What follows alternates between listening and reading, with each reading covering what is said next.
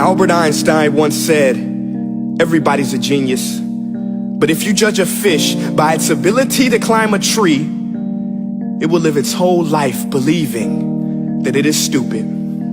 Ladies and gentlemen of the jury, today on trial we have modern day schooling. Glad you could come. Not only does he make fish climb trees, but also makes them climb down and do a 10-mile run. Tell me, school, are you proud of the things you've done?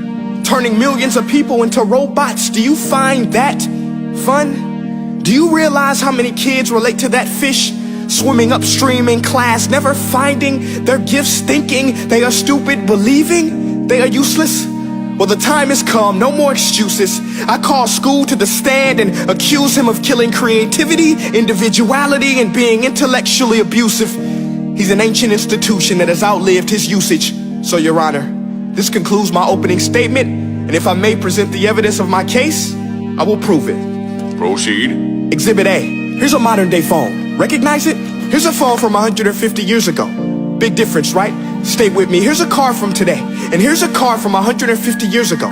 Big difference, right? Well, get this. Here's a classroom of today. And here's a class we used 150 years ago. Now ain't that a shame? In literally more than a century, nothing has changed. Yet you claim to prepare students for the future? But with evidence like that, I must ask, do you prepare students for the future or the past? I did a background check on you and let the record show that you were made to train people to work in factories, which explains why you put students in straight rows, nice and neat, tell them sit still, raise your hand if you want to speak, give them a short break to eat, and for 8 hours a day tell them what to think. Oh, and make them compete to get an A letter which determines product quality, hence grade A of meat. I get it. Back then, times were different. We all have a past. I myself am no Gandhi. But today, we don't need to make robot zombies. The world has progressed. And now we need people who think creatively, innovatively, critically, independently, with the ability to connect. See, every scientist will tell you that no two brains are the same. And every parent with 2 or more children will confirm that claim. So please explain why you treat students like cookie cutter frames or snapback hats, giving them this one-size-fits-all crap. Watch your language. Sorry, Your Honor, but if a doctor prescribed the exact same medicine to all of his patients, the results will be tragic. So many people would get sick, yet when it comes to school, this is exactly what happens. This educational malpractice, where one teacher stands in front of 20 kids, each one having different strengths, different needs, different gifts, different dreams, and you teach the same thing the same way? That's horrific. Ladies and gentlemen, the defendant should not be acquitted. This may be one of the worst criminal offenses ever to be committed. And let's mention the way you treat your employees. Objection. Overruled. I want to hear this. It's a shame. I mean, teachers have the most important job on the planet, yet they're underpaid? No wonder so many students are short-changed. Let's be honest, teachers should earn just as much as doctors, because a doctor can do heart surgery and save the life of a kid, but a great teacher can reach the heart of that kid and allow him to truly live. See, teachers are heroes that often get blamed, but they're not the problem. They work in a system without many options or rights. Curriculums are created by policymakers, most of which have never taught a day in their life.